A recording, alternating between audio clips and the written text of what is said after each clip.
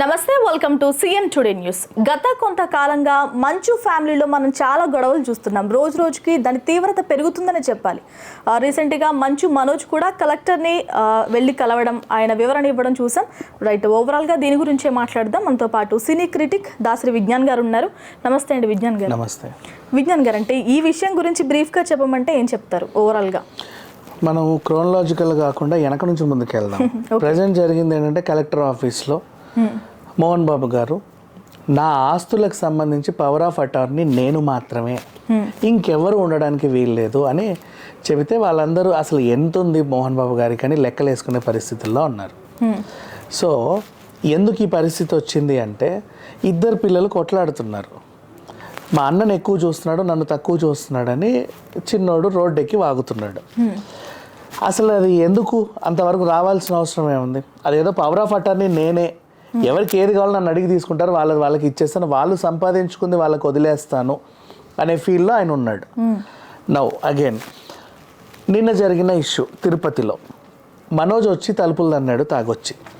ఎందుకు నువ్వు వచ్చావు అని అడిగితే, లోపల నాకు కావాల్సింది ఏదో ఉంది. సేమ్ ఎమోషన్ క్యారీ ఫార్వర్డ్ అయ్యింది. ఎప్పుడు మన జల్పల్లి ఫామ్ హౌస్ నుంచి వచ్చావు, తాగేసి వచ్చావు, మందన వేసుకొచ్చావు, తలుపులు తంతున్నావు, ఏం కావాలరా బాబు నీకు అంటే, లోపల నా కూతురు ఉంది అన్నావు.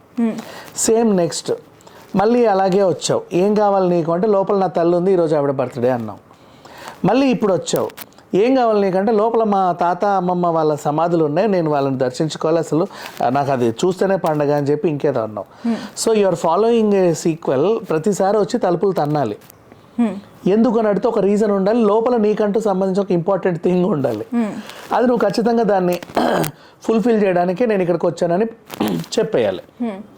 సో ఇప్పుడు ఏం జరిగింది, వచ్చావు, తాగేసి ఫస్ట్ నేను వస్తున్నాను అనే షెడ్యూల్, ఏదో పెద్ద ప్రైమ్ మినిస్టర్ షెడ్యూల్, ఇక్కడికి వచ్చి శంకుస్థాపన చేస్తాడు, ఇక్కడికి వచ్చి ఓపెనింగ్ చేస్తాడు అన్నట్లుగా ప్రెస్కి రిలీజ్ చేశాడు. పలానా టైంకి దిగుతాను, నేను డైరెక్ట్గా అక్కడికి వెళ్ళాను, ఒక కజిన్ ఇంటికి వెళ్ళి కాలు చేతులు కడుక్కుంటాను, ఆ తర్వాత వెంటనే ఒక పాయింట్ దగ్గర ఒక మందంతా వస్తుంది, ఆ మందంతా నా కోసం వెల్కమ్ చెప్పుది, వాళ్ళందరినీ ఎగేసుకొని దండయాత్రకి వెళ్తా. ఎక్కడికి? ఎంబీఏ యూనివర్సిటీకి.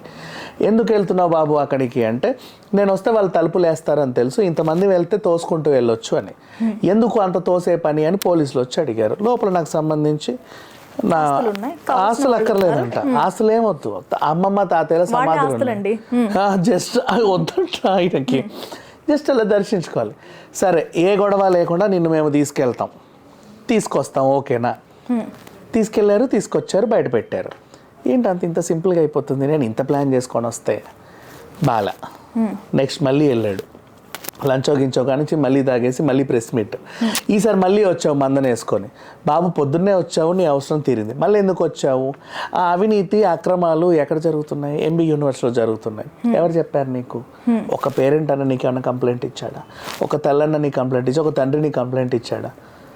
లేదు. కానీ జరుగుతున్నాయి, నాకు బాగా తెలుసు, ఎవరు పట్టించుకోవాలా.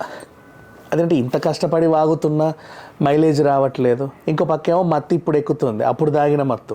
సరే, నీకు టైం టు టైం షెడ్యూల్ ఉంది, ఈ టైంకి తాగేసి ఈ టైంకి తలుపులు తల్లాలి అని. నీ టైంకి పాపం మందుకు తెలియదు కదా, అది ఎప్పుడు ఎక్కాలో అప్పుడే ఎక్కింది. అది ఎక్కే టైంకి నోరు వంకర తిరుగుతుంది, ఏం మాట్లాడాలో అర్థం కావట్లా. అయ్యి బాబోయ్, కడుపు నొప్పి, మీరు వెళ్ళిపోండి, నేను అర్జెంట్గా వెళ్ళిపోవాలని చెప్పి వెళ్ళిపోయావు. సిట్యువేషన్ అలా క్రియేట్ చేశాడు. సేమ్ అంటే మళ్ళీ నేను వస్తా, ఓ రోజు వస్తా, చూసుకుంటాను. ఇక్కడ మైలేజ్ రాలా. అక్కడ జల్పల్లికి వెళ్తేను మైలేజ్ రాలా. తలుపులేసి గెట్ లాస్ట్ అన్నారు. తల్లి బర్త్డే రోజు జనరేటర్లో పంచదారకి మైలేజ్ రాలా. మైలేజ్తో ఏం పని? ఆయనకు అదే కావాలి, అదే అడుగుతున్నా, అక్కడికే వస్తున్నా. నెక్స్ట్ నిన్న మైలేజ్ రాలా, ఫ్రస్ట్రేట్ అయిపోతున్నాడు. ఈ ఫ్రస్ట్రేషన్ అంతా కూడా ట్విట్టర్ ఎలా తీర్చుకోవాలనే టైంలో ట్విట్టర్లో మంచు విష్ణు గారు ఒక పోస్ట్ చేశారు. ఏమని? మొరిగే ప్రతి కుక్కకి సింహం అవ్వాలని ఉంటుంది, ప్రతి కుక్కకి సింహం అవ్వాలని ఉంటుంది. వీధిలో మొరగడం వేరు, ఎక్కడ అడవిలో గర్జించడం వేరు. ఈ రెండిటికి మళ్ళీ వ్యత్యాసం నీ కనీసం వచ్చే జన్మ కన్నా అర్థమవుతుందేమో అని రౌడీ సినిమాలో మోహన్ బాబు గారి డైలాగ్ని విష్ణు గారు పోస్ట్ చేశారు. ఎవరిని ఉద్దేశించి అంటారు? ఎవరిని ఉద్దేశించి అని ఆయన రాయలా. మీ అండర్స్టాండింగ్ ఫర్ ఎగ్జాంపుల్ ప్రజెంట్ అయితే ఆయన రాయలా. ఇప్పుడు మంచు మనోజ్ ఏం చేశాడంటే ఇది నన్ను ఉద్దేశించి అని తను క్లెయిమ్ చేసుకొని కన్నప్ప సినిమా అండ్ కృష్ణంరాజు గారివి కంప్లీట్గా పోస్టర్లు పెట్టేసి ఇది నన్ను ఉద్దేశించి అన్నావు నువ్వు అని డైరెక్ట్ అటాక్ చేశాడు. So he claimed himself.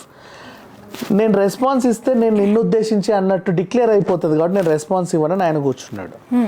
ఇప్పుడు ఇది కంటిన్యూ అవుతా ఏమైంది, నెక్స్ట్ ఒరే రారా చూసుకుందాం, తండ్రి వద్దు తల్లి వద్దు ఆ షుగర్ ఇదొద్దు ఏ ఇన్సిడెంట్ వద్దు, నువ్వు రా నేను వస్తా, నువ్వు ఎంతమందినైనా తెచ్చుకో, నేను ఒక్కడనే వస్తా, నువ్వా నేనా చూసుకుందాం, ఫేస్ టు ఫేస్ చూసుకుందాం అని చెప్పి ఇంకో ట్వీట్ చెప్పాలండి, కూర్చుని మాట్లాడుకుందాం అన్నారు.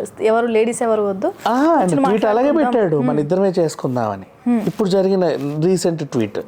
సో ఈ ట్వీట్ని బట్టి అర్థమయ్యేది ఏంటంటే ఈయన రెచ్చగొడుతున్నాడు అక్కడ ఏదో ఇన్సిడెంట్. నువ్వు ఇందాక అడిగావు మైలేజ్ ఎందుకు అని, దానికి మనోజ్ దగ్గర ఆన్సర్ లేదు. వీ హ్యావ్ క్వశ్చన్, నీకేం కావాలి బాబా? ఆస్తి కావాలా? నాకొద్దు. పోనీ ఇంకేం కావాలి చెప్పు, పోనీ ఇంకేమైనా కావాలి? ఏమీ వద్దు. ఏదన్నా దురుద్దేశంతో వచ్చావా, సదుద్దేశంతో, ఇంకేమైనా ఉద్దేశంతో వచ్చావు? నాకు ఏ ఉద్దేశం లేదండి రావడానికి. మరి ఎందుకు వచ్చావు? రీజన్ లేదు. ఇది సంగతి. తను ఎందుకు వితౌట్ రీజన్ ఏదో చేస్తున్నాడు. కాబట్టి పోనీ ఆస్తి కోసమా దీనికోసమా దానికోసమా అనుకుంటే మోహన్ బాబు గారు మొన్న లాస్ట్ టైం రిలీజ్ చేసిన వాయిస్లో చాలా క్లియర్ కట్గా చెప్పాడు, అందరికంటే నిన్నే బాగా చూశాను, ఇదంతా నీ తాతలు సంపాదించిన ఆస్తి ఇక్కడ ఏమీ లేదు, నా స్వతహా నేను సంపాదించిన ఆస్తి మాత్రమే ఉంది, కాబట్టి ఇది నేను నీకు ఇవ్వదలుచుకోలేదు, యూ గెట్ లాస్ట్ అన్నాడు. నాకు కూడా ఏం వద్దని ఆయన కూడా అంటున్నాడు. మరి ప్రతిసారి వచ్చి గొడవ చేస్తాడు. మళ్ళీ ఒక సీక్వెల్స్ చూడు ఎలా వెళ్తున్నాయో, ఏదో లైక్ వెబ్ సిరీస్ ఎపిసోడ్స్ లాగా. ఫస్ట్ అక్కడికి వెళ్ళి తలుపులు దాన్ని పందినాయి ఎలా అన్నాడు, నెక్స్ట్ తలుపులు దాన్ని ఏడో క్రోకడైల్ అన్నాడు, ఇప్పుడు తలుపులు దాన్ని ఒరే ఎలుగుబంటి అన్నాడు. ఇవన్నీ హైలైట్ అవుతా వస్తున్నాయి. అంటే ఒక సీక్వెన్స్ నీట్గా ప్లాన్ చేసుకొని వస్తుంది, సినిమా సీక్వెన్స్ లాగా వస్తుంది. ప్రతిసారి రావడం, తలుపుల దండ, లోపల ఆయనకు కావాల్సింది ఏదో ఉండడం. ఎందుకు చేస్తున్నాడు అనే దానికి ఇప్పటికీ ఆన్సర్ లేదు. ఆయన చెప్పారు కదా, విద్యార్థులు, కుటుంబ సభ్యులు, బంధువుల కోసమే నా ఆరాటం అంతా. విద్యార్థులు అనేది చాలా పెద్ద క్లెయిమ్. అంటే మనం చూస్తాం ఒకటి ఇలా ఉన్న సంస్థల పైన చాలా మందికి అసంతృప్తి ఉంది. కొడుకు వచ్చి ఎలిగేషన్ చేయడం అనేది చాలా పెద్ద విషయం. నిజమే, బట్ అక్కడ ఏ పేరెంట్ వచ్చి కంప్లైంట్ ఇవ్వనప్పుడు మనం ఎలా ఎలిగేషన్ పాస్? కానీ ఇప్పుడు కంప్లైంట్ ఇవ్వలేదు అంటే ఏదో జరగట్లేదు అని కాదు కదా. ఇన్నేళ్ళుగా 2000లో ఎప్పుడో స్టార్ట్ అయిందండి. ఇన్ని సంవత్సరాలుగా కూడా ఎవరు ముందుకొచ్చి కొన్ని లక్షల మందిలో ఒక్కరైనా వచ్చి చెప్పట్లేదు అంటే దేనికి నువ్వెందుకు టార్గెట్ చేస్తున్నావు? నిన్న కూడా విద్యార్థి సంఘాలను తీసుకొచ్చి అన్యాయాలు అక్రమాలు అంటే కూడా మైలేజ్ రాలే. ఎవరు ఒక క్వశ్చన్ చేయాలా, ఏం నీకు తెలిసిందేంటో అడుగంటే కూడా అబ్బాయి ఏం చెప్పలేకపోయాడు. గట్టిగా మీరు చెప్పండి సార్, మీ వాయిస్ రేస్ చేయండి అనే క్వశ్చన్ వచ్చినప్పుడు నాకు కడుపు నొప్పి వస్తుంది, నేను ఇప్పుడు మాట్లాడలేనని, అస్వస్థకు గురైనని చెప్పి వెళ్ళిపోయాడు. అంటే క్లారిటీ లేదా మనోజ్కి? ఎగ్జాక్ట్లీ. ఇప్పుడు మనం మాట్లాడుకున్నావా ఏదో ఉంటేనే కదా తను వస్తాడు అని, అది ఏంటి అని దగ్గరగా అడిగితే నాకు ఒంట్లో బాగాలేదని తప్పించుకుంటున్నాడు. పాపం ఎవరు సపోర్ట్ చేయట్లేదు అంటారా? విద్యార్థుల కోసం అంటూ మాట్లాడినా ఎవరు సపోర్ట్ రావట్లేదా? External support. ఫస్ట్ యాక్చువల్గా 2 days క్రితమే నేను వస్తున్నాను అని చెబితే ఓ మందంతా పోగైంది. వాళ్ళందరినీ కలిపి ఓ జెండా దగ్గరికి రమ్మన్నాడు. ఓకే, అందరు కలిసి ఒరే బాబు మన దండయాత్రకి వెళ్దామంటే అవును సార్ వెళ్దాం అని చెప్పేసి అందరూ వచ్చారు. మరి పొద్దున వచ్చిన దండయాత్ర జనాలు మధ్యాహ్నం కనబడలా. మధ్యాహ్నం పాపం ఈయన ఓ 4-5 ఉన్నారు. మరి వాళ్ళందరూ ఎందుకు వెళ్ళిపోయారో తెలియదు. విద్యార్థి సంఘాల సపోర్ట్ ఉందో లేదో కూడా తెలియదు. విద్యార్థి సంఘాలు అంటే ఊరికే గొడవ చేయడానికి రారు మా వాళ్ళు, ఏదో ఇన్సిడెంట్ జరిగితేనే వస్తారు.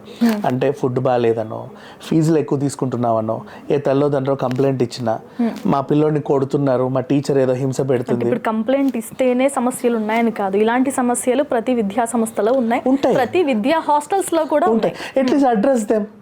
మేము వచ్చి ఇన్వెస్టిగేట్ చేసామండి, ఆ ఫుడ్ బాగాలేదు, పిచ్చి ఫుడ్ పిల్లలకు పెడుతున్నారు, హైజీనిక్ పెట్టట్లేదు, ఇక్కడ ఏదో చేస్తున్నారు, ఫీజులు ఎక్కువ దోచుకుంటారు, చూడండి ఇంత బిల్స్ చేస్తున్నారు, ఖచ్చితంగా ఇది అంటున్నారు. తల్లిదండ్రులకి ఎక్కడ ఖాళీ ఉందండి? ఇప్పుడు స్టూడెంట్స్ కి కావాల్సింది మార్కులు, ర్యాంకులు. పేరెంట్స్ కూడా అంతే కదా, వచ్చి మాట్లాడితే ఫ్యూచర్. అంటే ప్రాబ్లం ఎక్కడ ఉంది మా? ఎవరో ఒకరు అడ్రస్ చేయడానికి. అయితే పేరెంట్స్ అని అడ్రస్ చేయాలి, లేదా విద్యార్థి సంఘాలను అడ్రస్ చేయాలి, అట్లీస్ట్ మనోజ్ అయినా అడ్రస్ చేయాలిగా. Okay. అవకతవకలు జరుగుతున్నాయి అన్నావు కానీ ఎందులో జరుగుతున్నాయి, ఏ విధంగా జరుగుతున్నాయి, ఎక్కడ జరుగుతున్నాయి, అంటే ఇది ఒక ఫ్యామిలీకి వార్నింగ్ అనుకోవచ్చా? అంతే. సింపుల్ గా చెప్పాలంటే వార్నింగ్ కూడా కాదు, అంటే బ్యాడ్ చేయడానికి కూడా అనుకోవచ్చు కదా. వాంటెడ్లీ కొడుకే చెబుతున్నాడు ఏదో జరిగిందంట అంటే బ్యాడ్ జరుగుతుంది. సంథింగ్ ఏదో నిజంగా ఏం లేదంట అని అనుకున్నా కూడా లేదు ఇంతకుముందు జరిగేదంట, కొడుకు బయట పెట్టేసరికి అన్ని క్లారిఫై చేశారంటారు. ఓకే, అలా కూడా మైనస్సే కదా. మరి ఏ విధంగా చూసినా మైనస్సే ఉంది.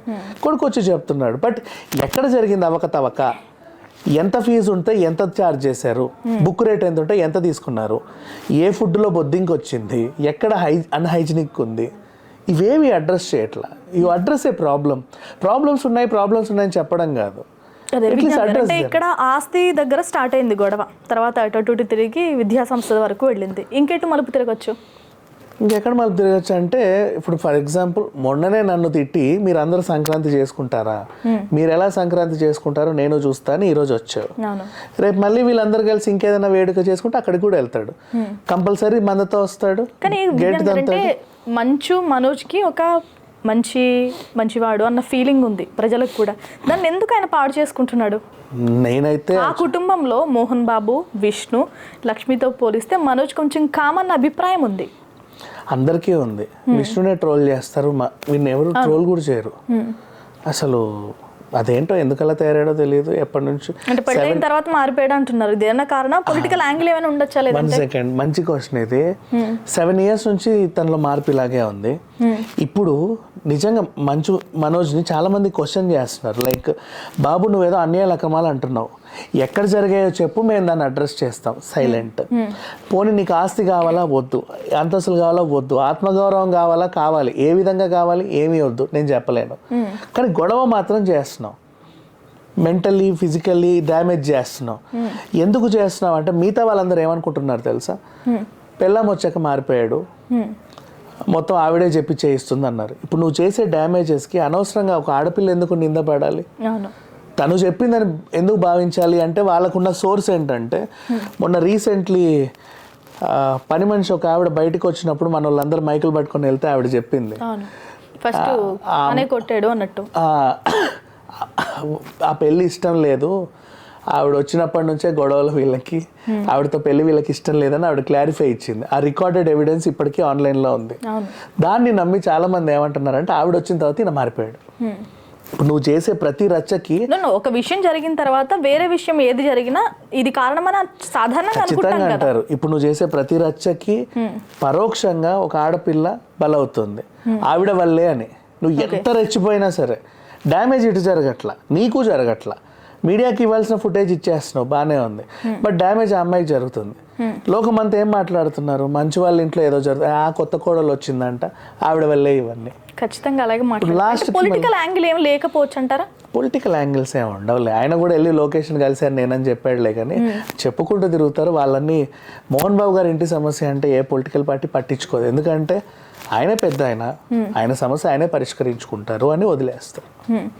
ఆయన పెద్ద ఆయన వ్యవహరించలేదు కదా ఏ సందర్భంలోనూ. ఇప్పుడు ఆస్తి వివాదం, క్రమశిక్షణ అంటారు మోహన్ బాబు, ఆస్తి వివాదం బయటకు వచ్చింది, 4 గోడల మధ్య జరగాల్సింది బయటకు వచ్చింది, అండ్ రిపోర్టర్ని కొట్టడం, ఈ వ్యవహారాలన్నీ పెద్ద ఆయనలా కనిపిస్తున్నాయా?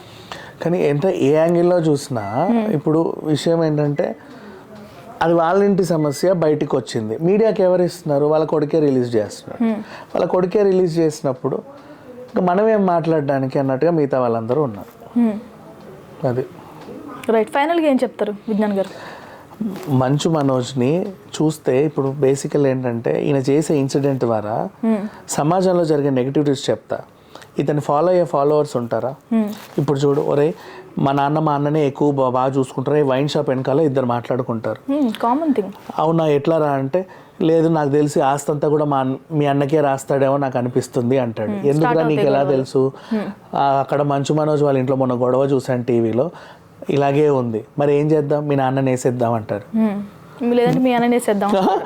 నీ వల్ల బయట వైన్ షాపులో తాగే వాళ్ళందరూ ఏం మాట్లాడుకుంటారు?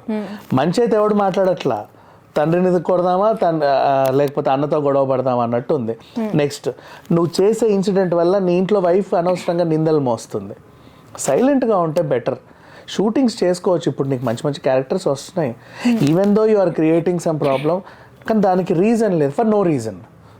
అది అంటే కొంచెం క్లారిటీ రావాలంటారు మనోజ్కి. ఎగ్జాక్ట్. రైట్ విజ్ఞాన్ గారు, థ్యాంక్ యూ అండి. రైట్, ఇది వాళ్ళ స్పెషల్ అనాలిసిస్. నమస్తే.